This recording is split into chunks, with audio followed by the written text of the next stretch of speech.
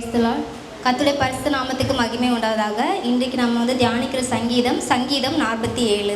சங்கீதம் 47 மொத்தம் 9 வசனங்கள் இருக்குது. இது கோராகின் புத்திரர் உள்ள ராகு தலைவனுக்கு ஒப்புவிக்கப்பட்ட சங்கீதம். கோராகின் புத்திரர்கள் யாரு? இதுக்கு முந்தின சங்கீதத்தில் நம்ம பார்த்துருக்குறோம். யாரு?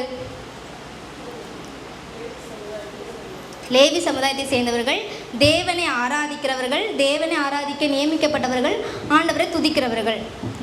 இங்கே நம்ம சங்கீதம் 47:2 பார்த்தோன்னா நாம் ஆராதிக்கும் தேவன் எப்படிப்பட்டவர் அப்படின்னு பார்க்கலாம்.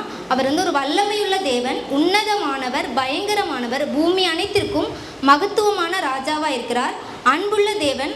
அவர் அன்பாக இருக்கிறனால அவர் என்ன பண்ணியிருக்கிறாருன்னா, எங்கள் சங்கீதம் 47:4 தமக்கு பிரியமான யாக்கூபின் சிறப்பான தேசத்தை நமக்கு சுதந்திரமாக தெரிந்தளிப்பார் அப்படின்னு சொல்லியிருக்குது.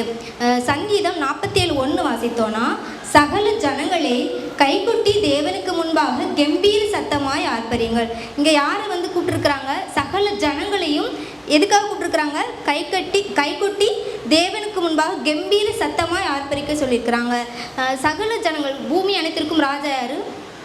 கிறிஸ்துவானவர். அவர் தான் பூமி அனைத்திற்கும், வானத்தையும் பூமியும் சிருஷ்டித்திருக்கிறார். நம்ம எல்லாத்தையுமே அவர் தான் நம்மளை உருவாக்கியிருக்கிறார். இப்போ நம்ம எல்லாரும் என்ன பண்ணணுமோ, அவரை கைகொட்டி தேவனுக்கு முன்பாக கம்பீர சத்தமாக ஆர்ப்பரிங்க அப்படின்னு சொல்லிக்கிறாங்க. இந்த சங்கீதம் 47 ஒரு துதியின் பாடல், ஒரு வெற்றியின் கீதம் அப்படின்னு சொல்லப்படுறது. கம்பீர சத்தம் எங்கே இருக்கும்? இப்போ உலக பிரகாரமான வாழ்க்கையில் இப்போ ஒரு ஸ்போர்ட்ஸ் நடக்குன்னா, நமக்கு பிரியமான டீம்ஸ், நமக்கு ஃப்ரெண்ட்ஸ் விளையாடும் போது நம்ம அவங்களை உற்சாகப்படுத்த எப்படி சத்தம் போடுவோம்? நல்லா கம்பீரமாக அவங்களும் சேர்க்கணும். அது மாதிரி இங்கே வேதத்துலேயும் எங்கே கம்பீர சத்தம் இருக்கும் அப்படின்னா, தேவனால் மீட்கப்பட்ட ஜனங்கள் மத்தியில் இருக்கும், தேவனால் விடுதலை பெற்ற ஜனங்கள் மத்தியில் இருக்கும், தேவனால் வெற்றி பெற்ற ஜனங்கள் மத்தியில் இருக்கும். யார் எனக்கு தேவன் இந்த வெற்றியை கொடுத்தாருன்னு நன்றியுள்ள இருதயத்தோடு இருக்கிறார்களோ அவர்கள் மத்தியில் இந்த கம்பீர சத்தம் இருக்கும். இதுக்கு எக்ஸாம்பிள் பார்த்தோன்னா, நம்ம யாத்திராகமத்தை எடுத்தோன்னா,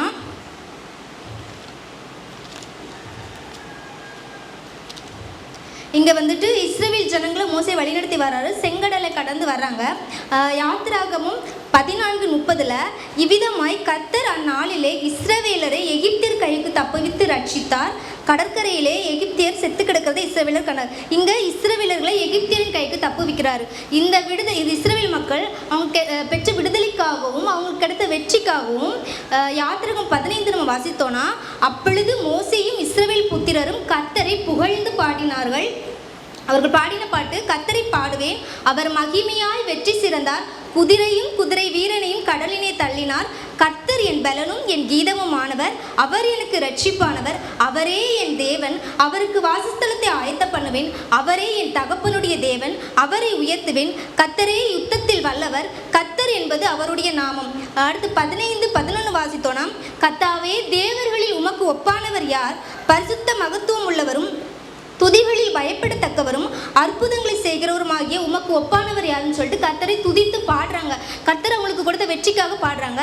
அதே அதிகாரம் 15:20 வாசித்தோன்னா, மோசையோட சகோதரியாகிய மிரியாம் தம்புரை எடுத்துக்கொண்டு அவங்களுடைய கூட இருந்த ஸ்திரீகளும் அவர் தம்புர்களோடும் நடனத்தோடும் கர்த்தரை பாடுங்கள், அவர் மகிமையாய் வெற்றி சிறந்தார், குதிரையும் குதிரை வீரனையும் கடலை தள்ளினார் என்று பாடினார்கள். இங்கே இஸ்ரவேல் ஜனங்கள் வெற்றி பெற்றதால் அவர்கள் கர்த்தரை என்ன பண்ணுறாங்க? துதித்து பாடுறாங்க. அதே மாதிரி இன்னொரு சம்பவம் 2 சாமுவேல் 6:12 எடுத்தோன்னா,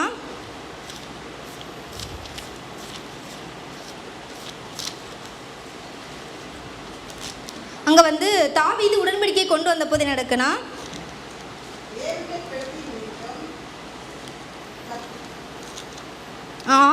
ஆறு 12 தேவனுடைய பெட்டி நிமித்தம் கர்த்தர் ஓபேத்தின் வீட்டையும் அவனுக்கு உண்டான எல்லாவற்றையும் ஆசீர்வதித்தார் என்று தாவீது ராஜாவுக்கு அறிவிக்கப்பட்டது. அப்பொழுது தாவீது தேவனுடைய பெட்டியை ஓபேத் ஏதோமின் வீட்டிலிருந்து தாவீதின் நகரத்துக்கு மகிழ்ச்சியுடனே கொண்டு வந்தான். அப்படி 15 வாசித்தோன்னா, அப்படியே 14 தாவீது சணநூல் ஏபோத்தை தரித்து கொண்டு தன் முழு பலத்தோடும் கர்த்தருக்கு முன்பாக நடனம் பண்ணினான். அப்படியே தாவீதும் இஸ்ரவேல் சந்ததியார் அனைவரும் கர்த்தருடைய பெட்டியை கம்பீர சத்தத்தோடும் எக்கால துணியோடும் கொண்டு வந்தார்கள் அப்படின்னு பார்க்குறோம். இங்கே கம்பீர சத்தம் எங்கே இருக்கும்? இப்போ எங்கே விடுதலை இருக்கிறதோ, எங்கே வெற்றி இருக்கிறதோ, எங்கே சந்தோஷம் இருக்கிறதோ அந்த இடத்துல எப்படி இருக்குமா? கம்பீரம் இருக்கும். இன்றைக்கும் நம்முடைய வாழ்க்கையில் கர்த்தர் நமக்கு அநேக இடங்களில் விடுதலை கொடுத்திருக்கிறார், வெற்றி கொடுத்திருக்கிறார். இன்றைக்கு நம்ம இந்த பரிசுத்த ஸ்தலத்தில் நிற்கிறதே கர்த்தர் நமக்கு கொடுத்த வெற்றி. பழைய ஏற்பாட்டின் காலத்தில் பரிசுத்த ஸ்தலத்துக்குள்ளே யார் தான் பிரவேசிக்க முடியும்? பிரதான ஆசாரியர்கள் மட்டும்தான் மகா பரிசுத்த ஸ்தலத்துக்குள்ளேயும் பரிசுத்த ஸ்தலத்துக்குள்ளேயும் பிரவேசிக்க முடியும். ஆனால் இன்னைக்கு நம்ம எபிரேயர் 10:19 வாசித்தோன்னா,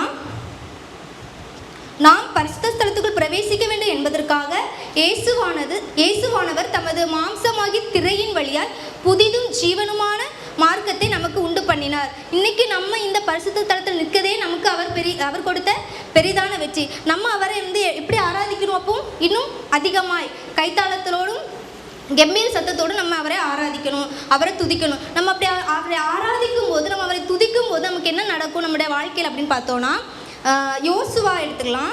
இங்கே மோசே இஸ்ரவேல் ஜனங்களை செங்கடலை கடந்து வர பண்ணுறாங்க. அதுக்கப்புறம் அவர் கானான் தேசத்தில் விட்டுட்டு என்ன பண்ணாரு? மரித்து போகிறாங்க. அதுக்கப்புறம் அந்த ஜனங்களை வழிநடத்துறதுக்காக யோசுவாவை தெரிந்தெடுத்துக்கிறாங்க. இப்போ இஸ்ரவேல் ஜனங்கள் கானான் தேசத்துக்கு வந்தாச்சு. ஆனால் கானான் தேசத்துக்கு அவங்களால என்ன பண்ண முடியல? உள்ளே பிரவேசிக்க முடியல. அதற்கு தடையாக என்ன இருந்தது? எரிகோ கோட்டை இருந்தது. அந்த எரிகோ கோட்டை எப்படி இருக்கும்னா, 12 அடி உயரம் இருக்கும். அந்த சுவர் மட்டுமே 12 அடி உயரம் இருக்கும், 6 அடி அகலம் இருக்குமா. அதுக்கு மேலே ஒரு 28 அடி உயரமான கல் கோபுரம் இருக்குமா. இப்போ இதை கடந்து அவங்க எப்படி அந்த தேசத்துக்குள்ளே போவாங்க அப்படின்னா, அதுக்கு கர்த்தர் ஒரு ஆலோசனை சொல்கிறாங்க. யோசுவா 6:20 எடுத்துக்கோங்க. அவங்க 6:20 ஃபர்ஸ்ட் வசனம், எரிகோ இஸ்ரவேல் புத்திரருக்கு முன்பாக அடைக்கப்பட்டிருக்கிறது, ஒருவரும் வெளியே போகவும் இல்லை, ஒருவரும் உள்ளே வரவும் இல்லை. இப்போ கர்த்தர் எடுத்து வாக்கு கொடுத்துருக்காரு யோசுவாவிட்ட, இதோ எரிகோவையும் அதன் ராஜாவையும் யுத்த வீரரையும் உன் கையிலே ஒப்பு கொடுத்தேன் அப்படின்னு சொல்லிட்டு கர்த்தர் ஒரு ஆலோசனை சொல்கிறாங்க. என்னன்னா, எரிகோ பட்டணத்தை 6 நாள் ஒரு முறை சுற்றி வரணும். 7வது நாள் மட்டும் 7வது தடவை சுற்றி வரும்போது எக்காலம் தொனிக்கப்படும் போது சத்தமாக என்ன பண்ணுங்க? ஆர்ப்பரிங்கன்னு சொல்கிறாங்க. அதே மாதிரி யோசுவா அந்த ஜனங்களிடத்தில் சொல்கிறாங்க, 6 நாளும் ஒரு டைம் அந்த எரிகோ பட்டணத்தை சுற்றி வராங்க. ஒரு நாள் ஃபஸ்ட் டைம் ஒரு தடவை சுற்றி வராங்க, 2வது நாள் ஒன் டைம் சுற்றி வராங்க. இப்படி 6 நாளும் ஒரு டைம் சுற்றி வராங்க. 7வது நாள் மட்டும் அவங்க 7ஆம் தரம் ஆசாரியர்கள் எக்காலம் ஊதுகையில் யோசுவா ஜனங்களை பார்த்து சொல்கிறாங்க, ஆர்ப்பரியுங்கள், பட்டணத்தை கர்த்தர் உங்களுக்கு ஒப்பு கொடுத்தார் அப்படின்னு சொல்கிறாங்க. அதை சொன்ன உடனே அவங்க எக்காலம் பிரதான ஆசாரியர்கள் எக்காலத்தை ஊதுறாங்க. எக்காலம் ஊதும்போது ஜனங்கள் என்ன பண்ணுறாங்க? ஆர்ப்பரித்தார்கள். எக்கால சத்தத்தை ஜனங்கள் கேட்டு மகா ஆரவாரத்துடைய முழங்குகையில் அலங்கம் இடிந்து விழுந்தது. இங்கே நம்மளுடைய ஒரு ஆர்ப்பரிப்பினால் என்ன விழுது? நம்மளுடைய எரிகோ கோட்டை எப்படிப்பட்டதுன்னு சொன்னோம்? 12 அடி உயரம், 6 அடி அந்த சுவர் இருக்குது. அந்த சுவர் எளிதாக இடிக்க முடியுமா? முடியாது. ஆனால் நம்ம கர்த்தரை முழுமனதோடு நம்ம ஆரவாரத்தோடு ஆர்ப்பரிக்கப்படும் போது என்ன ஆகும்? அந்த எரிகோ கோட்டை இடிக்கப்படும். அடுத்து நம்ம இன்னும் துதிக்கிறதுனால என்ன ஆகும்னா, அப்போஸ்தலர் 16:25 எடுத்துக்கோங்க. நடு ராத்திரியிலே பவுலும் சீலாவும் ஜெபம் பண்ணி தேவனை துதித்து பாடினார்கள். காவலில் வைக்கப்பட்டவர்கள் அதை கேட்டுக்கொண்டிருந்தார்கள். சடுதியிலே சிறைச்சாலையின் அஸ்திபாரங்கள் அசையும்படியாக பூமி மிகவும் அதிர்ந்தது. உடனே கதவுகள் எல்லாம் திறவுண்டது, எல்லாருடைய கட்டுகளும் அகன்று போயிற்று. பவுலும் சீலாவும் எங்கே இருந்தாங்க? சிறைச்சாலையில் இருந்தாங்க. அவங்க துதித்து பாடும்போது என்ன ஆகுது? பூமி அதிர்வு உண்டாகிறது, சிறைச்சாலையின் அஸ்திபாரங்கள் அசையுது, கதவுகள் எல்லாம் திறக்கப்படுறது, கட்டுகள் என்ன பண்ணுறது? கலண்டு போகுது. அவங்க துதியினால் அவங்களுடைய கட்டுகள் கலண்டு போகுது. இதை பார்த்து சிறைச்சாலைக்காரர் என்ன நினைக்கிறான்?